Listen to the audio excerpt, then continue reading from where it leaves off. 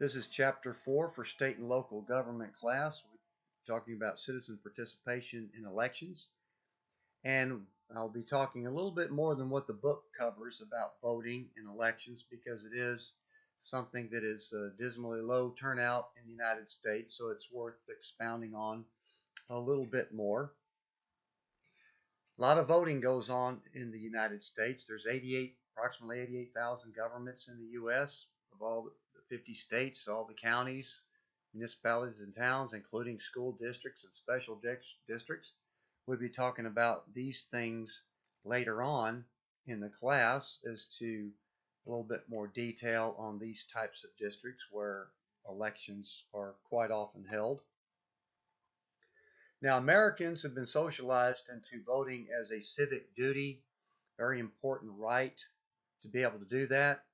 Ironically, our voter turnout is astoundingly low, but clearly in a democracy, voting and elections are pretty much at the foundation of that. That a rule by the people requires people to elect their representatives and hold them accountable and vote them out of office if they don't like what they're doing. It took us a while to get here. Over the course of our history, we've had a progressively inclusive democracy because originally only white men with property could vote. The framers decided to leave those voting qualifications up to the states. We talked about that earlier when we were discussing the U.S. Constitution, one of those very important delegations that are left down to the states.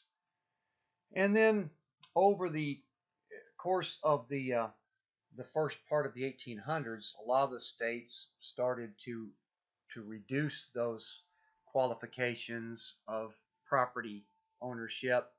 But of course, there was still the issue of slavery and discrimination. Civil War ended the slavery, and the 15th Amendment gave former slaves right to vote and prohibited states from discriminating on the basis of race for voting. However, particularly after the end of the Reconstruction, the South, as we've touched on already before, really implemented a lot of processes over the next half century or so that discriminated against blacks and former slaves, minorities, and poor through Jim Crow laws, literacy tests, poll taxes. Now, in the late 1800s, we had a subtle but interesting shift here to what was called generally the Australian ballot. Prior to this, the elections were pretty much controlled by the parties. In most cases, you actually just picked up a voting card from that party, and then when you walked in to vote, you put that party's card into the ballot so everybody knew exactly who you were voting for because you had to get that party's voting card. What they did is they shifted that to a ballot that has all the candidates on one ballot that you can pick and choose from, and it's a secret ballot. So that gave a little bit more privacy, intimacy to voting. Moving ahead, we also see that in the 1920, the 19th Amendment gave the right to vote to women. In 1963, the 24th Amendment eliminated the poll tax. So as you can see, we're progressively opening up our suffrage, our voting, to more and more people. Voting Rights Act of 1965 actually put limitations on some southern states to prevent them from discriminating as far as who can vote. In 1971, the 26th Amendment lowered the voting age to 18. So as we progressed over the past couple of centuries, we now have a pretty wide open suffrage to where we've got a lot of eligible voters. But interestingly, now that we can all vote technically, there are, again, restrictions here and there, such as citizenship requirements and former felons, things like that. But now that we can technically all vote, we don't actually do that. Our voter turnout, as I've said, is incredibly low compared to other countries. Average turnout for the U.S. presidential elections, which everybody knows about because they're advertised so heavily, is only about 55% on average, whereas in Sweden, which does not have requirements to vote, it's just got a more of a volunteeristic culture, 82%. And then it gets less and less, approximately 37% for midterm elections, which actually reelect the entire House of Representatives. And then it gets even lower still for state and local. Most mayor elections of major cities only have about a 15% turnout. And only about 3/4 of our voting age population is registered to vote. We have a fairly high turnout of people that register because they've gone through that process. And so therefore it would be logical that if you've already registered, well, then you are probably a little bit more in tune to voting. But our registration rate is fairly low, comparatively speaking. We'll talk about that. Here's just a chart looking at some voting percentages. Now, Australia's is high, partly because it's a requirement to vote. You could get fined if you don't vote. So it's unlikely that the United States would implement something like that because Americans don't like to be told to do anything. So instead, we are down here at the bottom of this pack. And when it comes to all of the industrialized democracies in the world, we are at pretty much the bottom of the list there. And we can see that back in the 1800s, when parties controlled the elections, they kind of got the voter turnout a little bit higher because they were getting people to vote for their party. But then as we get into the 20th century, very big drop off in voting, and it is kind of stabilized pretty much around this level right here, around 55% for quite a while as far as our voter turnout. Here as it is from a state to state perspective, you can see how low it is in some states as far as voter turnout. Interestingly enough, the states that consistently have the highest voter turnout, Minnesota and Wisconsin, you might be able to surmise there's a little bit of a Scandinavian connection because the Scandinavian countries have a much higher, I guess you could say, sense of obligation of voting, and so therefore, because you've got a Scandinavian descendants, you're here in these states here. Interesting correlation, but you can look at that. Look at some of the numbers there as how they vary from state to state. That's a chart right out of the book. Now, as far as who votes, we'll look at some more charts here. But the older you are, it's pretty much of a direct correlation. The older you are, the more you're inclined to vote. Also, higher education and income you have, the more likely you are to vote. That's fairly logical as well because you may be more aware of what's going on. You may have more vested as far as your salary or your business or whatever that you're paying a little bit more attention. We also know that the longer you live in one place, the more likely you are to vote. We do know that the more likely you are to volunteer for things, the more likely you are to vote. And obviously, if you're registered, you're more likely to vote because you've already gone through that first step of the process. As far as how voters decide on who to vote for, we know that partisan loyalty is still the strongest predictor. About 2/3 of Americans, and that's split fairly evenly, 1/3 apiece, are loyal to a party and they will vote for that party regardless of who the candidate is for that party. And the other third likes to consider themselves independent voters, but the majority of those actually lean to one of the parties, primarily because of our two-party system, which we'll talk about a little bit more later on. So rather than vote for someone who is very unlikely to win, they'll go ahead and vote for one of the major parties. So there's only about 10% of the population that is truly independent and could be considered swing voters that could sway an election either way. Now, where you stand is where you sit. That implies that where you stand in the economic spectrum or where you stand in society might influence where you sit on the political spectrum. If you are, if your business interest would favor a certain party, then you might be more likely to vote for that party. And that's a fairly logical way of deciding who to vote for.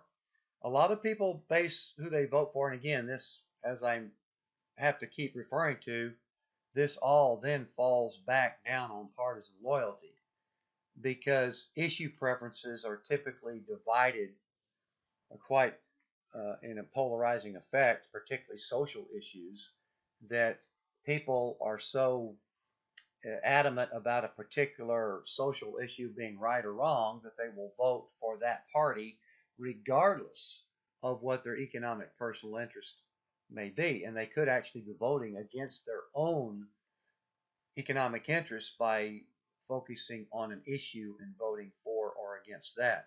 We also know that people, if there's an indecision factor where these don't come into play, yes, the personal characteristics of the candidate, such as charisma, which is kind of hard to define, the confidence they exude, their speaking ability, the even their attractiveness. There's things, like the halo effect that may sway people to vote for somebody just because of that. And then in cases where things are not going well or that one party's been in office for a while, then moving to the other guy, clearly the swing voter has the most influence here, that switching to the other party or to the other guy when things may not be going well or if one party's been in office for several years, that's another decision-making factor. We also see that the economy does seem to correlate because here we can see here's what they call the consumer confidence index. And in each case, except for only one maybe, where the consumer confidence index was below this 100 level, we see that the incumbent was defeated. See right there, also right here in confidence index low, the incumbent was defeated. Here, the is an exception to the rule, but here's another one. But that's very close to the line anyway. But so you can see that how the economy goes, and also the fact that if we're in a war or if we're losing a war, those are real killers for an incumbent. But generally what we see is that all other things going fairly well, the incumbent has an enormous advantage that the person that's already in office, for example, when we look at the House and Senate, they have a 90% return rate, which means if you want to put it in probabilities, the incumbent has about a 90+% probability of getting reelected. Name recognition is very important. If you're already in office and people are familiar with the name, again, we're taking into account partisan loyalty, but as far as the people that are voting, the name recognition does matter.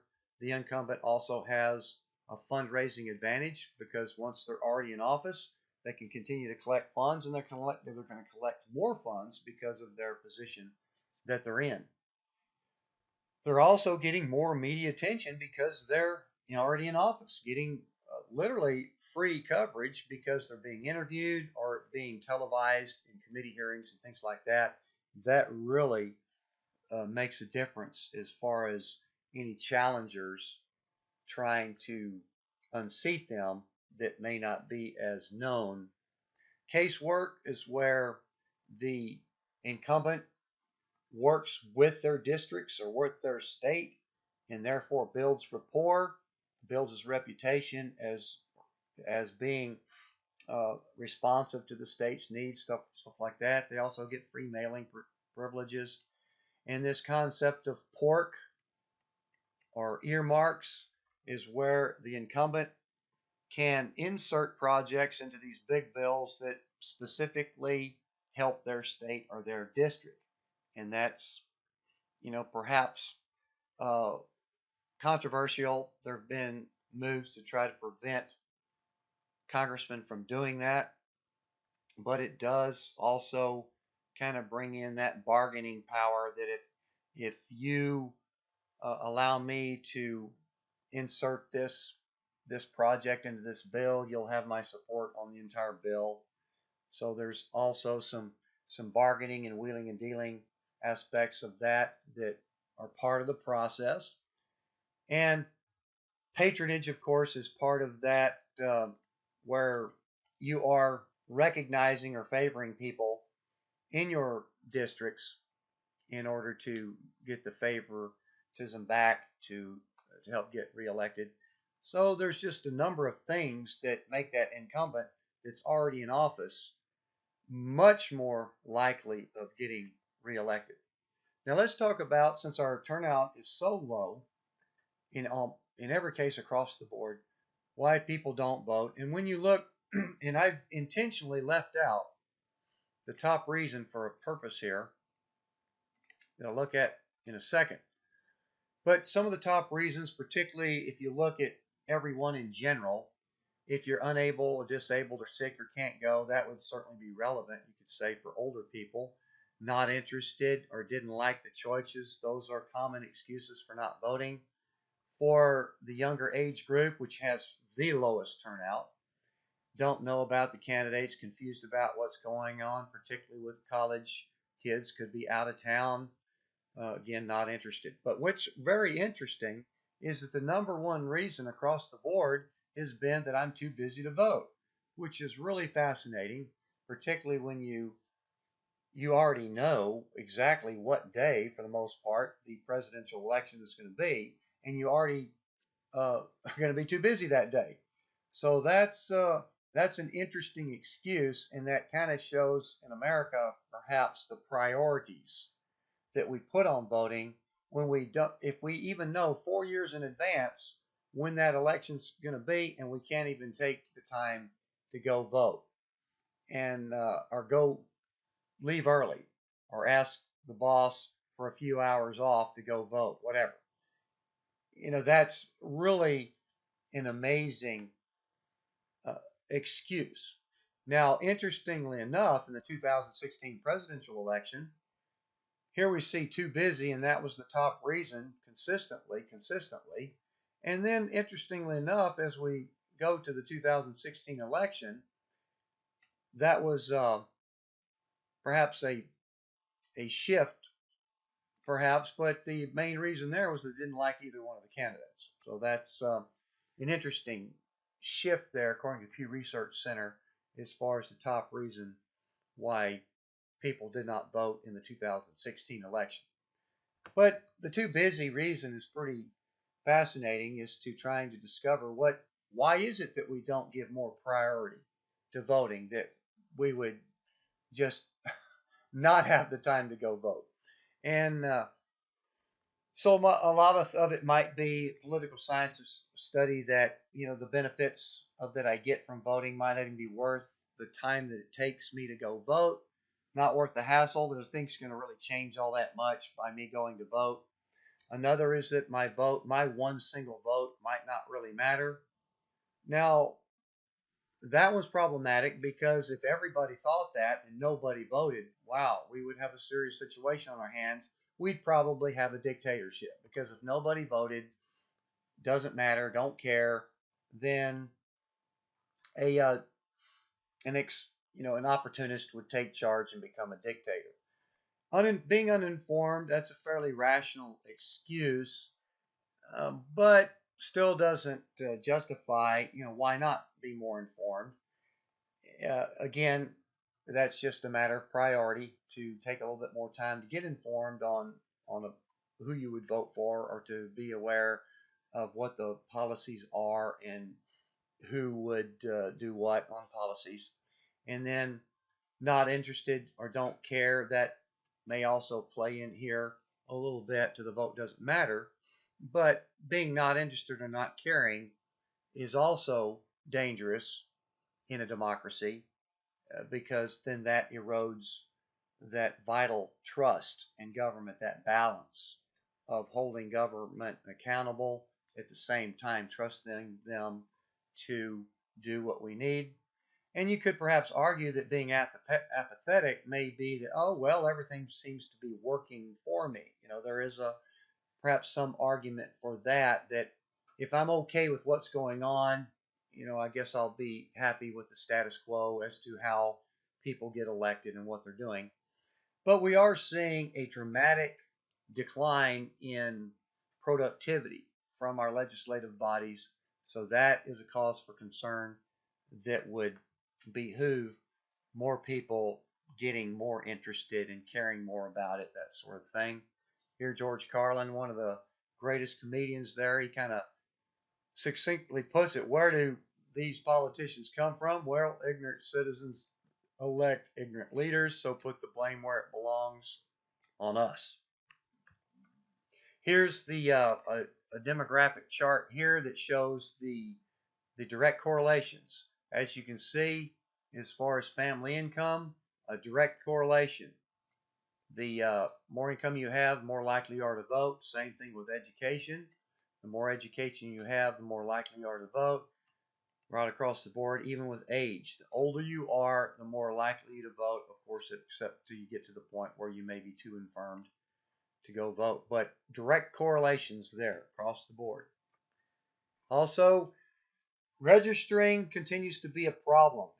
A lot of people feel like it's a hassle to register. It's very simple. I may even post something on Moodle to show you how simple it is to register in New Jersey in particular. Might even add an exercise to that. And obviously the less difficult it is to register, the higher turnouts you're going to have.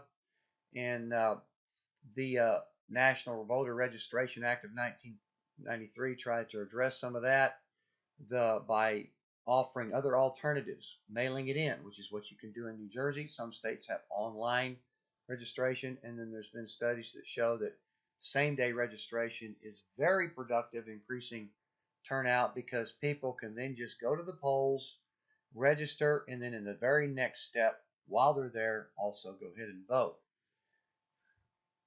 The frequency of voting has perhaps shown to be somewhat of a turnoff, because voting every 2 years for Congress, for example, does seem to show some burnout. And then we see that primaries are coming along every couple of years as well, and people get confused on, primaries are what for who, that sort of thing. So the frequency of these elections also may be having kind of a counterintuitive effect of apathizing the voter there. And now, while parties do take a very serious effort into maximizing the vote for their party, they're less involved in the direct mobilization of all voters. And parties are actually rationally motivated to suppress the voters of the opposition party. So parties are kind of contributing to the problem in that respect. Now, talking a little bit about primary elections, which are used by the parties to select their candidates for the general elections. For example, the general elections are held in November of every other year in general. If we look at national elections, that would be true, but states, it does vary across the board there.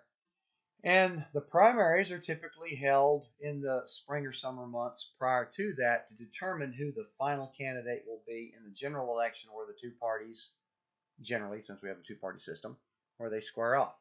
So I have a couple of different types, mostly, of primaries. We have open primaries, where voters can just show up and choose either party.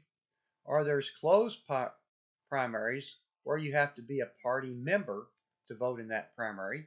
New Jersey's, for example, is a closed primary. You have to declare ahead of time, and there's a time limit ahead of that, so that you want to check into that before the primary. But if you wanted to vote in the New Jersey primaries, you'd have to declare your party affiliation ahead of time in order to vote, and then you would vote in that party's primary. Here's a chart that's taken directly from the book. Here are the states that have closed primaries. There's New Jersey. Here's the states, an equal number, that has open primaries. And then there's a hybrid. A lot of states that have an hybrid of various sundry methods that you could show up and vote for one of the parties or whatever. And then the top two is a relatively new innovation where people come in and literally both parties are put on the same primary ballot. And then you can, and then if there's no majority of that primary, then it would be a runoff with the top two. So that's just another idea. A few states are actually putting both party candidates on the same primary ballot. And then, so there's lots of ideas out there. No good, bad, right, or wrong answers to this. It's all part of the process and part of this federalist system where each state comes up with their own ideas to determine their candidates for their state and local elections. And as far as their representatives to federal elections, a little bit more restricted there. The Constitution, as we talked about, requires that one representative be elected from each district. And each state, as we said, is broken up into the number of districts based on their population. And in order to save time or to avoid runoff elections, they are voted by a plurality of the vote, which just means that whoever has the most votes will win that district. And we see that one of the primary effects of a single member district is that it promotes a two-party system, because if there's only one person that's being elected from that district, well, in the long run, there's only two parties that really have incentives to vie for that one seat. And there's other forces that are out there that are working against third parties to form that we can get into a little bit more detail later. Now, as far as electing the president, we've talked a little bit about the Electoral College, which is kind of confusing, but in this case, states select a certain number of electors, and that's based on their number of representatives plus 2 senators. And we already have seen several problems with the Electoral College in that in 5 elections over the course of our history, 2 just in the last 19 years, that the candidate that had the most popular vote lost the election because they did not have a majority of the Electoral College votes. This is something that we talk about in more detail in another class, but here are the U.S. congressional districts in New Jersey, and the state legislatures are tasked with the redrawing of these every 10 years. And according to our population, New Jersey actually lost a district in the 2010 census, and they went down to 12 districts. And in the 2020 census, there may be yet another shift. Now, looking at the state legislature, again, these are also the state's responsibility to figure out how they want to divide their state representation up. In New Jersey, and this is quite a wide variation from state to state. We'll look at some of these in another chapter. But New Jersey divides its state legislature up into 40 districts. And there's 1 state senator per district, and there's 2 general assemblymen per district. They call them general assemblymen rather than a state House of Representatives. As far as the Electoral College, we see that New Jersey has 14 electoral votes. That's because we have 12 representatives and 2 senators. Texas has 38 electoral votes. California, 55 electoral votes. And those electors are selected by the state, and then they are tasked to go to Washington and cast those votes for president. And most states have it formalized to where all of the electors have to cast their ballot for one candidate. So, in other words, whoever wins the popular vote in that state, all of those electors are delegated or obligated to cast their votes for that president. Maine has got a split system, 3-1, and some states have it an informal requirement, and there could be some defections or some splits there. Now, just touch here a little bit on proportional representation systems, which the United States does not have. There are a few states that do have multi-member districts, such as New Jersey, which has 2 state representatives per district, but they're voted for in block, which kind of defeats the purpose of proportional representation. So we won't spend a whole lot of time on this, but basically what this means is that whatever percentage that party wins in the popular vote, or they're going to get that percentage of seats in the legislative body. Fairly simple, direct proportional representation. And that encourages the participation of more parties, because if an obscure 5th party can get a few votes, well, then they will have a few people in the legislative body. Now, the type of system that America has, the majority or plurality electoral systems, they reduce the number of political parties. So that's what I just alluded to there. Proportional representation systems tend to have more political parties because there's more candidates to vote for in each district. So that's pretty logical that you're going to have more parties because you have more candidates that are going to need to get elected to these districts. If you only have one winner in a district, such as in the U.S., and they have to win by either a majority runoff or plurality, there's only really an incentive for 2 parties to go for that. Redistricting, that's what I've already talked about. The states are tasked with redrawing their election districts every 10 years based on the census. And this has brought up a pretty big controversy called gerrymandering. What this means is that the party that's in control of that state's legislature, they will have an advantage in getting a new map drawn that favors their party. And it does work pretty effectively because they can use very sophisticated demographics and computer programs and redraw those districts so they can ensure that their party will return a majority back to the legislature, because of what they're doing is they're packing their opposition party into as few districts as possible, while at the same time cracking open the districts to ensure that more districts can get a majority of their party. I'm not going to get into any more detail than that, other than the fact that we know what the definition of gerrymandering is, and it's found its way all the way to the U.S. Supreme Court on several different cases, but it hasn't been definitively eliminated. Typically, the court hands that back down to the state. Well, it's the state's responsibility to figure out their voting, so we'll put it back down on the states to decide on that.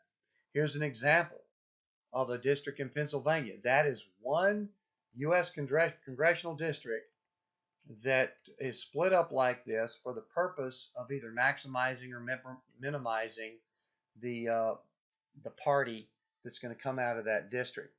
And you can actually connect the dots here and see that yes, it is connected all the way. But that is one congressional district where a representative is elected from that district. We've touched on direct democracy.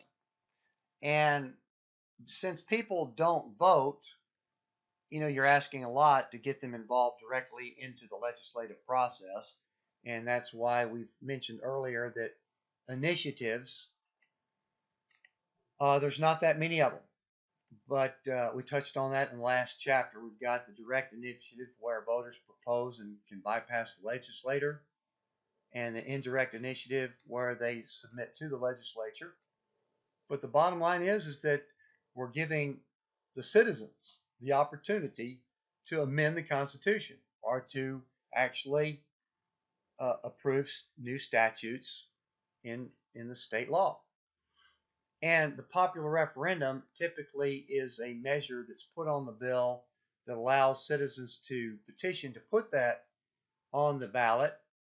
And or what they can do is that the legislature will come up, this is how they most often are, is that the legislature comes up with some sort of referendum, and then they'll, rather than pass it in the legislature, they'll put it out there for the citizens to approve that. So it's not an election, it's just an approval of a particular policy action. And so 24 states allow citizens to petition for a new law. So we looked at this earlier. So we see there's the initiative process. 24 states can actually let the citizens propose a new law. 18 states, we already talked about this one.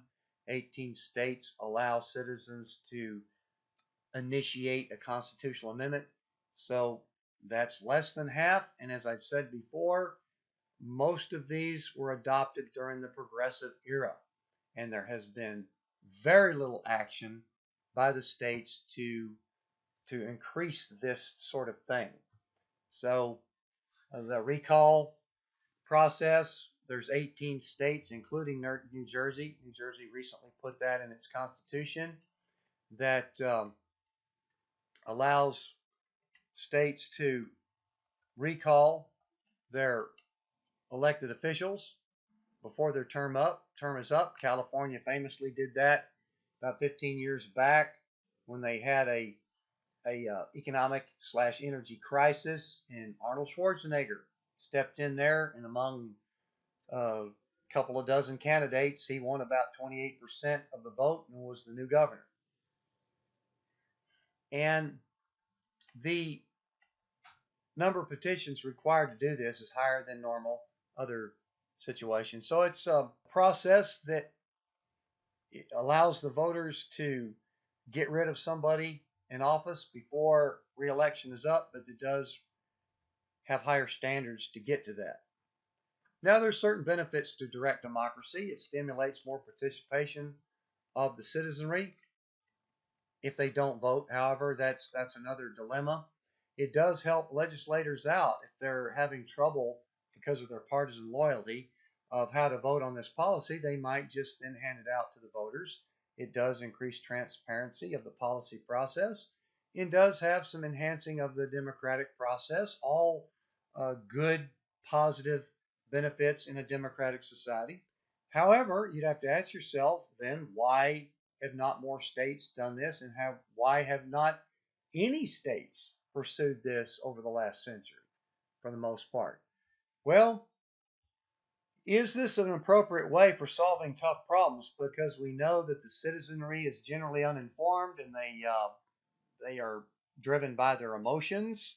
So we might get some interesting cases, such as in Proposition 8 in California, where they passed a law that made same-sex marriage illegal. And then everybody just woke up the next morning and said, what? How did that happen? And it ended right up in the courts immediately, and it eventually got unenforced until the U.S. Supreme Court then legalized same-sex marriage. So we see that direct democracy still could be driven by special interest groups anyway. And just having a yes or no vote does not really reflect the complexity that policy might need. I've already talked about this, how the public is not necessarily articulate on policy and driven by our passions. We also see that this might even create more distance between citizens and their legislature by giving them the power to do what legislatures are actually elected and paid and hired to do. So again, talked about the special interest still driving it. And if you have a very small, vague, one sentence policy passed on a initiative or a referendum, well, then that's going to put more burden on the bureaucrats to implement that law with considerably more interpretation of that law. Whereas a law passed by the legislature would have considerably more detail in it and give considerably more direction to the bureaucracy as far as implementing that law out into the world. So there's various ways that different states have been trying to increase or enhance participation, open meeting laws that require state and local governments to have openness in their policy process so that people can at least witness the process, administrative acts that are trying to increase participation, advisory committees, even a little bit more government through the internet and somehow incentivizing more volunteerism. So you can look in the book and see some of the things that are being done. And here's a specific example of what Tacoma, Washington is done. So you can read through this, and it's a a fairly practical process of what the city's trying to do, such as establishing neighborhood council programs, creating new agencies such as Tacoma Cares in order to clean up and revitalize. And we're looking at publicized city council meetings, even a 1 hour live call-in show, 24-hour voicemail. So this is just some hands-on type stuff that cities like Tacoma, Washington are doing that the book decided to show as an interesting example there. Okay, so we'll move on from here into chapter 5 next, where we will look at political parties and interest groups. Next chapter, we're going to get into more detail is how they are involved in state and local government.